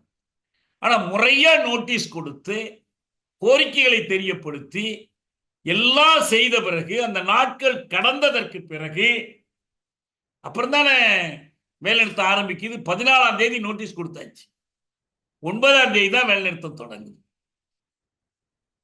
ஆனா எதுவுமே அசையல. எல்லாமே அரசுக்கு தெரியும், எந்த வகையில் அசையல. இந்த போராட்டம் என்பது தமிழ்நாட்டுக்கு மட்டுமல்ல, இந்திய அளவில் தொழிலாளர் போராட்டங்களுக்கு, தொழிற்சங்க போராட்டங்களுக்கு உரிய சிவப்பு விளக்குகளையும் பச்சை விளக்குகளையும் ஒளிர விட்டிருக்கிறது. யாரை நம்புவது, யாரை நம்புவதில்லை? ஒரே ஒரு கேள்வி, அடிப்படையான கேள்வி, நான் அதோட நிறைவு பண்றேன். என்னன்னா, நீங்க பன்னாட்டு குழுமமா இருங்க, அப்படியே ஆண்டு வாயை பொளந்து பேசுறாங்க பிஜேபி டிஎம்கே. பன்னாட்டு குழுமம், பெரிய பெரிய குழுமங்கள்,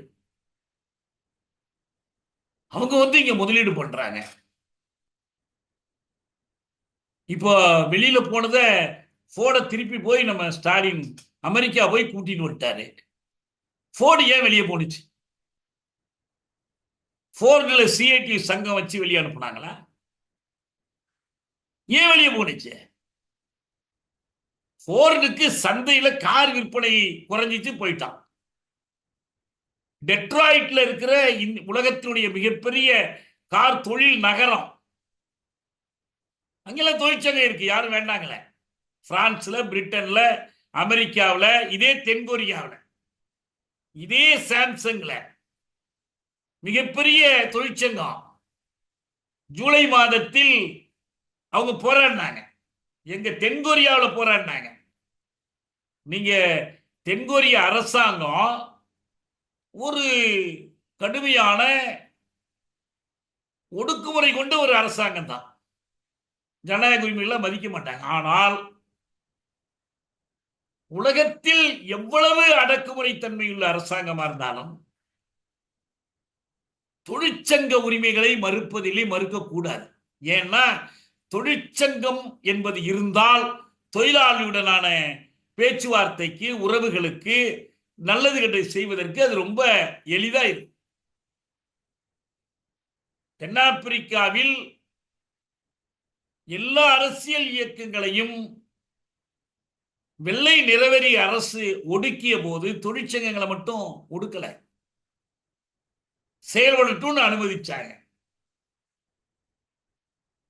COSATU என்று Coordination Committee of South African Trade Unions என்ற அமைப்பு தெரிவ நிறவெறி எதிர்ப்பு அரசியல், ஆப்பிரிக்க தேசிய காங்கிரஸ், கம்யூனிஸ்டுகள் தலைமை தாங்கிய ஒரு தொழிற்சங்க அமைப்பது. அது என்னைக்கும் தடை செய்யப்படல.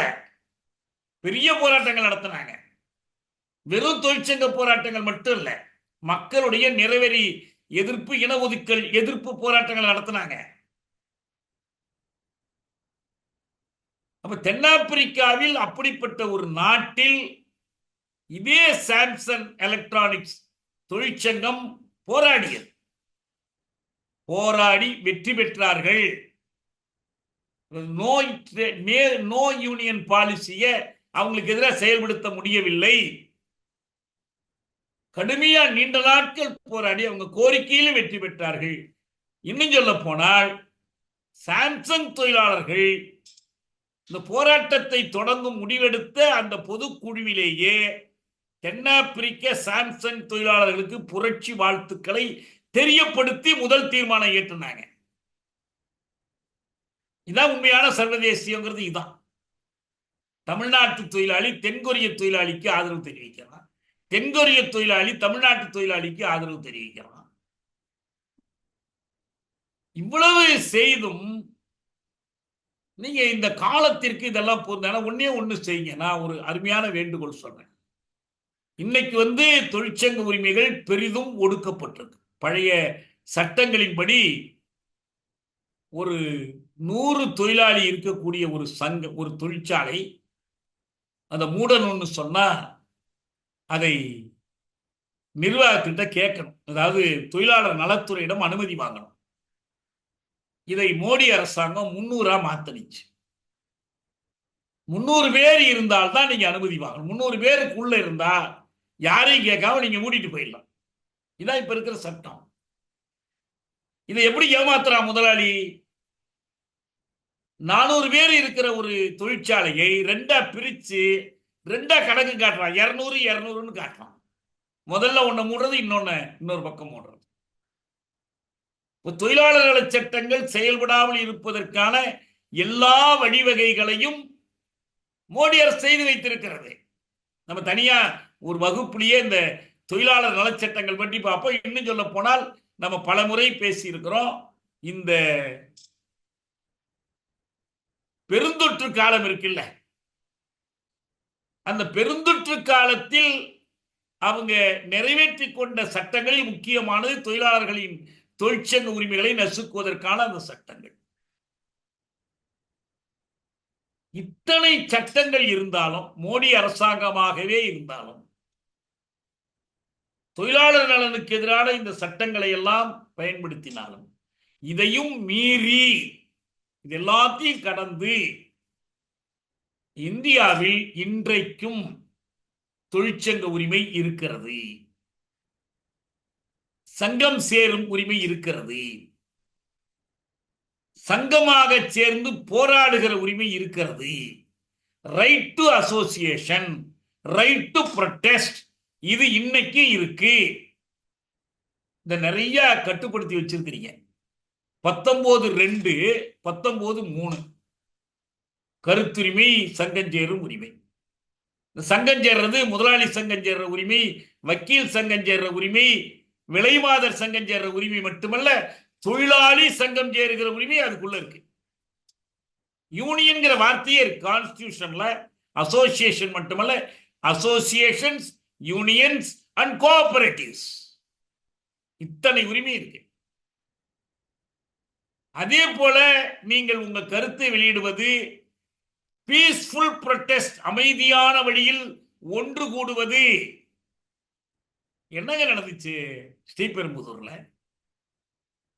தொழிற்சாலையிலிருந்து சில கிலோமீட்டர் தள்ளி இருக்கிற வேறொரு ஊர், ஈச்சூரோ எச்சூரோ, அந்த ஊர்ல ஒரு தனியாருடைய சொந்தமான ஒரு தோப்புலையோ ஒரு மைதானத்துல பந்தல் போட்டு தொழிலாளர்கள் கூடி உட்கார்ந்து ஒலிபெருக்கியில பேசிக் கொண்டிருந்தால் காவல்துறை போய் அதை கலைத்து போடுது. காஞ்சிபுரம் கலெக்டர் ஆபீஸ்க்கு ஊர்வலம் போலாம்னா அனுமதி கொடுத்துட்டு கடைசி நேரத்தில் மேலட உத்தரவுன்னு ரத்து பண்ணி தொழிலாளர்களை கைது பண்ணி அடைக்கிறாங்க. என்ன அவசியம் இருக்கு? இப்படிலாம் பண்ணாதான் சாம்சங் நிர்வாகம் தொடர்ந்து தொழிற்சாலையை திறந்து வச்சிருப்பானா? புதிய புதிய முதலீடு வரணுமா? புதிய முதலீடு வரணும்னா தமிழ்நாட்டில் பாருப்பா, தொழிற்சங்கம் நடந்தா போலீஸ் வந்து தலையிடும். இன்னைக்கு வேலு சொல்றாரு, இதெல்லாம் போலீஸ் செய்யறதுக்கெல்லாம் நாங்க பொறுப்புல, நாங்க எப்பயுமே தொழிலாளர்களுக்கு ஆதரவானவர்கள். அந்த இடத்துல சூழ்நிலைக்கு ஏற்ப போலீஸ் சட்டம் ஒழுங்கை காக்க, என்ன அமைதியா ஒரு மைதானத்தில் உட்கார்ந்து பந்தல் போட்டு அந்த பந்தலை பிரிக்கிறது போலீஸோட வேலையா? பேச்சுவார்த்தையில் ஒரு இணக்கம் வரலன்னா இங்க கொண்டு வந்து போலீஸ் புங்கிடுறது தொழிலாளிகளை சுத்தி. அதுவும் இந்த கேரட் அண்ட் ஸ்டிக் பாலிசின்னு சொல்லுவான். சாம பேத தான தண்டம். இந்த சாம்சங் நிர்வாகம் தொழிற்சங்க உரிமை கொடுக்க முடியாதவன் தொழிலாளர்களை தொழிற்சாலைக்குள் இழிவாக நடத்துகிறாங்க. மேலடுத்த அதிகாரிகளை எதிர்த்து பேசினா அவங்களை ஒரு இடத்துல உட்கார வச்சு எல்லாரும் பார்வையிலையும் வைக்கிறது, அறையில போட்டு பூட்டி வைக்கிறது, எல்லாம் ஒவ்வொன்றா இப்பதான் வருது. இவ்வளவு செய்யற இந்த நிர்வாகம் என்ன செய்யறான்? தொழிலாளர்கள் கேட்காதையெல்லாம் நாங்க கொடுக்கிறோம்னு சொல்றவன் வேலை செய்து கொண்டிருந்த தொழிலாளர்கள் வீட்டுக்கு வீடு ஸ்நாக்ஸ் கிட் அனுப்புறான். பழங்கள், பிஸ்கட்லாம் போட்டு ஒவ்வொரு வீட்லயும் கொண்டு போய் கொடுத்து, தயவு செய்து உங்க வீட்டில் சொல்லி ஸ்ட்ரைக் பண்ணாம இருக்க சொல்லுங்க, வேலை போயிடும், எனவே நீங்க அவங்களை மீண்டும் வேலைக்கு வர சொல்லுங்க. எல்லாருக்கும் ஒரு 5000 இண்டிவிஜுவலா நாங்க கொடுத்துறோம், ஒவ்வொருத்தருக்கும் ஒரு 5000 கொடுத்துறோம். இந்த ஏற்கனவே வேலைக்கு வந்திருக்கிறவங்களுக்குலாம் கொடுத்துருக்கோம், நீங்க வந்தீங்கன்னா உங்களுக்கு ஆளுக்கு 5000 கொடுக்குறோம். இதெல்லாம் என்ன? இதுக்கு பேர் தான் வந்து பிளாக் லெக்ஸ், கருங்காலித்தனம். இந்த கருங்காலித்தனத்தில் தமிழக அரசு சேர்ந்து கொண்டது. இதுக்கு அமைச்சர்கள் கருங்காலித்தனத்தை ஊக்கப்படுத்துறதுக்கு. இது உங்க அரசுக்கு எதிராகவே நடந்த போராட்டம் மாதிரி. ஒரே ஒரு கற்பனை பண்ணி பாருங்க, எடப்பாடி முதலமைச்சராக இருந்து இந்த போராட்டம் நடந்திருந்தா மு.க. ஸ்டாலின் இதையே தான் செஞ்சிருப்பாரா? போய் நின்றுக்க மாட்டாரு ஸ்ரீபெரும்புதூர்ல, தொழிலாளர்களின் தோழன் வந்து விட்டேன்னு. அது என்ன ஒரு நேரம் ஒண்ணு அவங்க தொழிற்சங்க முன்னேற்ற பேரை போராட்டத்தை ஆதரிச்சு அறிக்கை கொடுத்தாங்க. இப்ப கடைசியா என்ன பண்றாங்க?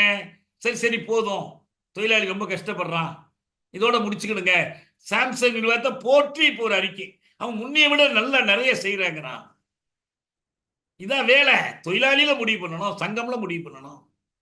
இப்ப கூட நான் என்ன சொல்றேன்னா, அவங்க வலிமையை பொறுத்து வினை வழியும் மாற்றான் வழியும் துணை வழியும் அவங்க பார்த்து அவங்க முடிவு பண்ணட்டும். அதுல ஒன்றும் மாற்று கருத்தே இல்லை. நீங்க நிரந்தரமா போராடிக்கிட்டே இருக்க வேண்டும் என்பது நம்முடைய கோரிக்கையோ வேண்டுகோளோ அல்ல. ஆனா நம்முடைய வலிமைக்கு இவ்வளவுதான் முடியும் என்றால் அதை பெற்றுக்கொள்வோம். ஆனா போராட்டம் நாம் இதே கேட்கல, அங்கீகாரமே கேட்கலன்னு சவுந்தரராஜன் சொல்றதுதான் தப்பு. அவர் ஃப்ரண்ட் லைன்ல கொடுத்த பேட்டி என் கையில வச்சிருக்கேன். அங்கீகாரம் கொடுத்தால் உடனே போராட்டம் முடிந்துவிடும், மற்ற கோரிக்கை எங்களுக்கு பெருசு இல்லை சொல்லியிருக்கார். ஏன்? அது அரசமைப்பு சட்டப்படியான உரிமை, அது உலகெங்கும் இருக்கிற தொழிலாளர்களுடைய அடிப்படை உரிமை. அது எப்படி வேண்டான்னு சொல்லுவீங்க? எங்க வலிமைக்கு இவ்வளவுதான் எங்களால போராட முடிந்தது. ஒரு மாநில அரசும் ஒரு பன்னாட்டு குழுவும் சேர்ந்து கொண்டு எங்கள் போராட்டத்தை ஒடுக்கி விட்டார்கள். இருக்கட்டும், இப்போதைக்கு நாங்கள் திரும்ப பெற்றுக்கொள்றோம், போறோம். காலப்போக்கில் மீண்டும் எழுவோம், மீண்டும் போராடுவோம். அது இந்த பொருளியல் கோரிக்கைகளுக்காக மட்டுமல்ல, தொழிற்சங்க அங்கீகாரத்திற்காக. கண்ணை விட்டு சித்திரம் வாங்கினால் கைகொட்டி சிரியாரோ. நீங்க கொடுக்கிற சில ஆயிரங்களுக்காக தொழிற்சங்க உரிமையை விற்று விட்டோம் என்றால் நாளைக்கு என்ன கிடைக்கும்? நாளைக்கு அடக்குமுறை வந்தால் அவன் சொல்றான், நேரடியாக வேலைநிறுத்தத்தில் கலந்து கொண்டதற்காக யாருக்கும் நாங்கள் நடவடிக்கை எடுக்க மாட்டோம். என்ன அதுக்கு உள்ள அர்த்தம்? வெறும் வேலைநிறுத்தத்தில் பங்கேற்றதற்காக நடவடிக்கை எடுக்க மாட்டோம். ஆனா இதுல முனைப்பா நின்றவர்கள் யாரு? தொழிற்சங்கம் சேர்த்தவர்கள் யாரு? அவங்க தொழிலாளர்களை தூண்டியவர்கள் யாரு? இதுக்கெல்லாம் நடவடிக்கை எடுப்பீங்க. நாளைக்கு அவன் என்ன நடவடிக்கை எடுத்தாலும் தட்டி கேட்பதற்கு அங்க சங்கம் இருக்காது. சாம்சங் எவ்வளவு விசித்திரமான வாதம்லாம் சொல்றான்னு ஒரு 2 உதாரணம் மட்டும் சொல்றேன். ஒண்ணு, சாம்சங் இண்டஸ்ட்ரியல் ஒர்க்கர்ஸ் யூனியன். இந்த சாம்சங்கிற பேர் அதுல இருக்கக்கூடாதாம், தொழிற்சங்கத்தோட பேர்ல இருக்கக்கூடாது. ஏன்? அது ஒரு வணிக நிறுவனம், பதிவு செய்யப்பட்டது. அப்ப இந்த ஒர்க்கர்ஸ் யூனியன் உனக்கு போட்டியா அவங்க ஒரு டிவி, அவங்க ஒரு ஃப்ரிட்ஜ் தயாரிச்சு மார்க்கெட்ல விற்க போறாங்களா? அதுக்கு தானே பதிவு. இங்க வேலை செய்யறவங்கன்னு அர்த்தம். அதை கூட அவர் முத்துக்குமார் சொல்றாரு, அந்த தலைவர் நாங்க அந்த பேரை வேணா நாங்க மாத்திக்கிறோம், சாம்சங்கிற பேரே இல்லாட்டி எங்களுக்கு கவலை இல்லை. ஆனா அது ஒரு காரணம். இங்க ஏற்கனவே நம்ம நீதிமன்றங்கள்ல மனித உரிமை அமைப்பு நடத்தக்கூடாதுங்கிறாங்க. ஏன்னா ஹியூமன் ரைட்ஸ் கமிஷன் இருக்குதான். அது மாதிரிதான் இங்க கர்நாடகத்தில் state bank of India employees யூனியன்ல ஸ்டேட் பேங்க்னு பேர் இருக்கக்கூடாதுன்னு ஸ்டேட் பேங்க் வழக்கு போட்டுச்சு. ஏன்பா நீங்க கடன் கொடுக்குறீங்க, எம்ப்ளாயிஸ் யூனியனும் கடன் கொடுக்க போதான்னு நீதிபதி கேட்டார். அந்த வழக்கு நிராகரிக்கப்பட்டது. சிம்சன் ஒர்க்கர்ஸ் யூனியன் சிம்சன் தான் இருக்கும், டன்லப்புங்கிற பேர் தான் டன்லப் ஒர்க்கர்ஸ் யூனியன் இருக்கும். அது எப்படி வேற பேர்ல இருக்கும்? அந்த பேர் இருக்குதான் ஒரு காரணம்.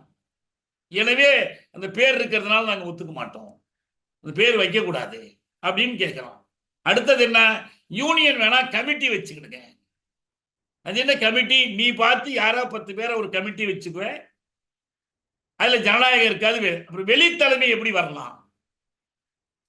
வெளியிலிருந்து தலைமை எப்படி வராம இருக்கும்? ஏன்னா தொழிலாளர் நல சட்டங்கள் இருக்கு. இன்னைக்கு வரைக்கும் நமக்கு அந்த சட்டங்கள் அனுமதிக்கிற உரிமைகள் பலதும் புரியாது. நமக்கு யார் புரிய வைப்பாங்க? வழக்கறிஞர்கள், சட்ட அறிஞர்கள், தொழிற்சங்க அனுபவம் பெற்ற தலைவர்கள் தான் இதை புரிய வைப்பாங்க. எத்தனை தொழிற்சாலைகள் குசேலரோட பேச்சுவார்த்தை நடத்துது, தொழிற்சங்கத்தில் கூட பேச்சுவார்த்தை. அவங்க எல்லாம் எந்த ஆலையில போய் வேலை செய்யறாங்க? அப்ப முதலாளி உச்ச நீதிமன்றத்துல வரி கொடுக்க மாட்டேன்னு வழக்கு போட்டா அவனே போய் வாதிடுறானா? அவனுக்கு மட்டும் சட்ட அறிஞர்கள், சட்ட ஆலோசகர்கள் வச்சிருக்கிறீங்களா? பெரிய பெரிய வக்கீல வச்சுதான் வாதிடுற. இப்ப முதலாளிக்கு முதலாளி அல்லாதவர் துணை செய்யலாம், ஆனா தொழிலாளிக்கு தொழிலாளி அல்லாதவர் துணை செய்ய. நிர்வாக சார்பில் படித்த ஆட்களை, சட்ட வல்லுநர்களை அவங்க இந்த ரிலேஷன்ஸ் வச்சுட்டு வச்சிருப்பாங்க, பர்சனல் ஆபீசர்ஸ் வச்சிருப்பாங்க. அவங்களோட வாதிடுவதற்கு நம்ம சாதாரண தொழிலாளி, உழைப்பு சக்தியை விட்டு பிழைக்கிற தொழிலாளி தான் போய் எதுக்க நிக்கணுமா? அப்ப அதுக்கு தொழிற்சங்க தலைவர்கள் வேண்டாமா? ஏன் இந்த தொழிற்சங்க தொழிலாளர்களும் நம்ம தமிழ்நாட்டுக்காரங்க. சரி, நீ பரந்த கண்ணோட்டத்தில் வச்சுக்க, இந்தியாக்காரங்க, பாரத மாதாவோட புத்திரர்கள். தொழிற்சாலை நடக்கிறதும் தமிழ்நாட்டு மண்ணில், தொழிலாளியும் தமிழன். அப்ப இந்த தொழிலாளர்களான தமிழர்களுக்கு தமிழன் தலைவனாக இருக்கக்கூடாது. நீ அயல் நாட்டுக்காரன், தென்கொரியாவிலேருந்து வந்திருக்கிறவன், நீ சொல்ற நீ வெளியால் வரக்கூடாது. நீ தானே வெளியால், நீ வெளிநாட்டு நிறுவனம், நீ வெளியால், வெளியிலிருந்து வருகிற முதலீடு, நீ இங்கு உள்ளவனை பயன்படுத்திக் கொள்ற. அதனால இது எதுவுமே நியாயம் இல்லை. ஒரே ஒரு செய்தி கடைசியா நான் சொல்றேன். ஏன் மோடி பிரதமராக இருக்கிறார் என்றால், அரசமைப்பு சட்டம் அவரை பிரதமராக இருப்பதற்கு அனுமதித்திருக்கிறார். அவர் யாராவது இருக்கலாம், என்ன வேணாலும். ஏன் நோக்கியா நிறுவனம் ஸ்ரீபெரும்புதூர்ல ஒரு தொழிற்சாலை ஆரம்பிச்சிருக்குன்னா, அது இந்தியாவினுடைய சட்டம் அதை அனுமதிக்கிறது. அவருக்கு வரி விதித்தால் அது வரி கொடுக்கணும், வரி சலுகை கொடுத்தால் வரி கொடுக்காம இருக்கலாம். அப்ப இந்திய சட்டங்களின்படி, ஒன்னு அரசமைப்பு சட்டம், 2 தொழிற்சங்க சட்டம். இந்த சட்டங்களின்படிதான் தொழிற்சங்க உரிமை பாதுகாக்கப்படுகிறது. நீ பழங்காலத்தையே கொள்ளுப்பற்றைய வச்சிருக்கலாம், அல்லது ஒரு காயலாங்கடை வச்சிருக்கலாம், நாமக்கல்ல மாதிரி பஸ் பாடி கட்டிக்கிட்டு இருக்கலாம், நீ எதை வண்டி தயாரிக்கலாம், கார் தயாரிக்கலாம், பழைய தொழில்நுட்பம், புதிய எதுவா வேணாலும் இருக்கலாம். எதுவா இருந்தாலும் இந்திய அரசமைப்பு சட்டமும் தொழிற்சங்க சட்டமும் பொருந்தும். சாம்சங் போன்ற நிறுவனங்களுக்கு மட்டும் இதெல்லாம் பொருந்தாதுன்னு சொல்றவங்க என்ன பண்ணணும்? அரசமைப்பு சட்டத்தை மாத்திட்டு பேசணும், தொழிற்சங்க சட்டத்தை திருத்திட்டு பேசணும். அரசமைப்பு சட்டத்தின்படியும் தொழிற்சங்க சட்டத்தின்படியும் எல்லா தொழிலாளர்களுக்கும் இருக்கிற அதே உரிமை சாம்சங் தொழிலாளர்களுக்கும் உண்டு. அப்ப இந்த விவாதம் என்னவா மாறுது? தொழிலாளர்கள் சட்டத்திற்குட்பட்ட உரிமையை கோருகிறார்கள், சாம்சங் முதலாளிகள் சட்டத்திற்கு அப்பால் சலுகை கேட்கிறார்கள். நீங்கள் ஜனநாயக ஆற்றர்கள், சமூக நீதி ஆற்றர்கள், சட்டத்திற்குட்பட்ட உரிமை கேட்கிற தொழிலாளர்கள் பக்கம் நிற்க போகிறீர்களா, சட்டத்திற்கு அப்பாற்பட்ட சலுகை கேட்கிற சாம்சங் பக்கம் நிற்க போகிறீர்களா? தான் கேள்வி. தமிழக அரசுக்கு இதே கேள்விதான். ஸ்டாலின் எப்படி முதலமைச்சராக இருக்கிறார்? சட்டப்படி முதலமைச்சராக இருக்கிறார். செந்தில் பாலாஜி எப்படி பிணை விடுதலை பெற்று வெளியே வந்திருக்கிறார்? சட்டப்படி வந்திருக்கிறார். அது உங்களுக்கு சரி தவறுன்னு பல கருத்து இருக்கலாம், ஆனா சட்டப்படி தான் வந்திருக்கார். அந்த சட்டப்படிதான் சாம்சங் நிர்வாகமும் நடந்து கொள்ளணும், அந்த சட்டப்படிதான் தமிழக அரசினுடைய தொழிலாளர் நலத்துறையும் நடந்து கொள்ளணும். உனக்கு ஒரு சட்டம், எனக்கு ஒரு சட்டம் என்று நடந்து கொள்வதாக இருந்தால் இது குடியாட்சியம் அல்ல, ஜனநாயகம் அல்ல, இது ஒரு பாசிச போக்கு. இந்த போக்கிற்கு நீங்கள் துணை போவது பாசிசத்தை தடுத்து நிறுத்துவதற்காக, எதிர்ப்பதற்காக போராடுகிற நமக்கெல்லாம் கவலை அளிக்கிறது. திருந்துங்கள், இல்லையில் திருத்தப்படுவீர்கள். சாம்சங் தொழிலாளர் போராட்டம் தொழிற்சங்க வரலாற்றில் மட்டுமல்ல, தொழிலாளர்களின் போராட்ட வரலாற்றில் மட்டுமல்ல, தமிழ்நாட்டில் சமூக நீதிக்கும் ஜனநாயகத்திற்காகவும் நடத்தப்படுகிற அந்த போராட்ட வரலாற்றில் ஒரு முத்திரை பதித்திருக்கிற போராட்டம் என்ற முறையில் அந்த போராட்டத்தை பயில்வோம், அதிலிருந்து நாம் அரசியல் கல்வி பெறுவோம். இதான் இந்த வகுப்பில் நான் சொல்ல நினைக்கிறது. நம்ம இன்னும் இதை பற்றி மேற்கொண்டு பிற்காலத்தில் எழுதுகிற வாய்ப்பு வரும்போது எழுதுவோம். நான் இத்தோடு நிறைவு செய்கிறேன்.